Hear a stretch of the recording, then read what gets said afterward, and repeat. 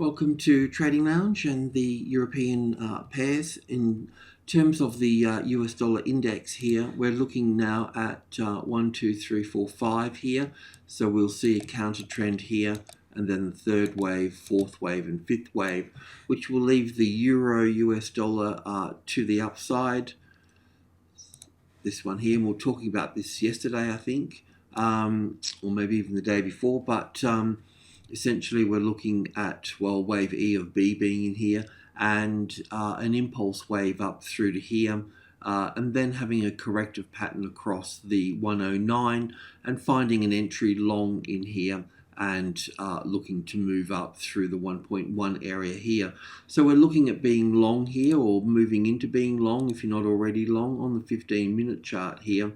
I was thinking of it like this here, that we have our 5 waves to the upside here as wave 1, this being the A wave here, a B wave back up to 50-60% here, back into this but basically into where the volume's sitting, into the supply zone here, sellers, stops and whatnot in here, and then looking at 5 waves down. Now, I've got to always take this with a bit of a pinch of salt, but 3, 4, and 5. So this is the 61.8 and the 50%. So that's kind of the textbook thing that we're looking at here.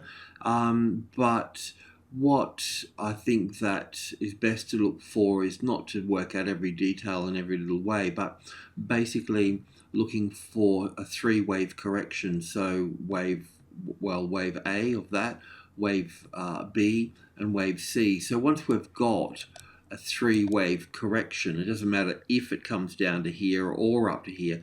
The point is that it goes below this line here on this third leg here of wave C. That's what we're looking for. Once that's into place here, then we're looking for wave 1, you'll see wave 2 here, and then you'll see the market sort of work in from that point here. So it's possible to go long down, everything's possible of course, but for a safer trade, allowing this to be an A and a B and a C here, then developing support on 109, and then building in on the long side here. Of course, you can also go long down here from wave C here, but you'll need to do it with a smaller amount and leaving the stop well out of the way as well, because there's extra depth that can be occurred here. You really need to know that you have a 5-wave structure in place before you go and buy here. It's lots you can do it buy anywhere really, as long as you know where you are. That's the main point. But if you don't, then this is the go here. Now, with corrections, wave 2 is normally simple and sharp. Wave A is normally sharper than wave C.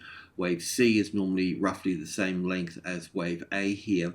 Apart from that structure that we're assuming that will occur, the other side of the coin is in terms of trading.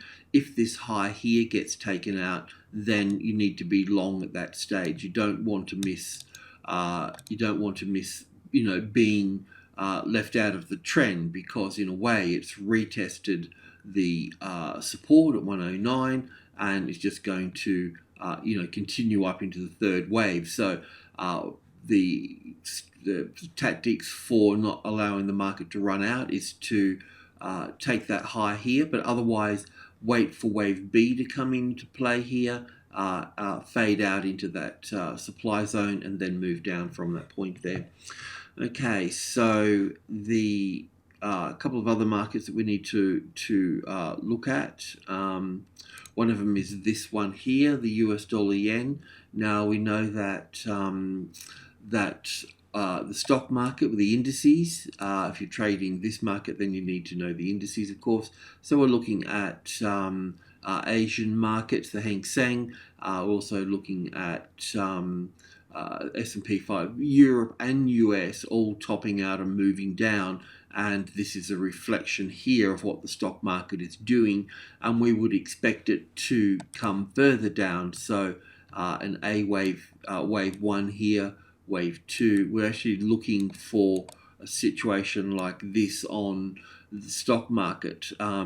So this we need to be very careful about this situation here, because as it stands, this can be an A wave, a B wave, and a C wave to here, and finished here. So even if we're long here, then we also need to look for we'll take the next logical step. Okay, so that would be exit if the 2 here, the 120, becomes a retested resistance. And remember, it's not enough just to trade through it like this. It needs to be, it needs to have created at least one here and then taken out the low here, so that would be the stop here. The other thing here too is that it's probable that we have 5 waves down here, so it's likely that we're going to pull back 50 or 60%, so you could exit up here as well, but only exit if you can see a 3-wave structure like this, and at that point you won't know it's corrective because it could be an unfinished impulse wave to the upside. So you also still need to wait for this move here, so it moves down. Really, technically, it needs to move through that low there here. Then you know that it's bearish at that point there, because then you have 3 waves, because this one's moved down below this one here. But otherwise, it could continue to build up further there. So it's really about working the wave count.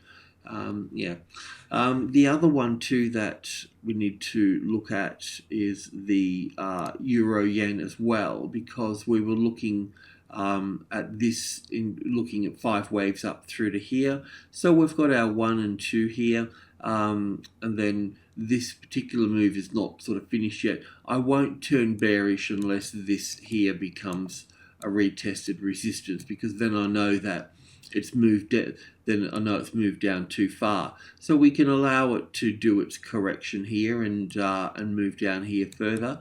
But let's just see if we get this 5 wave structure here, this 1, 2, 3, 4, and 5. Because if we get that, we know that we'll get an A and a B and a C at that point, and then we'll be moving up from that. And this is where it would become the most interesting at this point here. So it's something that where it's not too far off in the future, and if we do get that 5 waves, then we can get the counter trend and start positioning ourselves for the next run up here in a 3rd wave up here.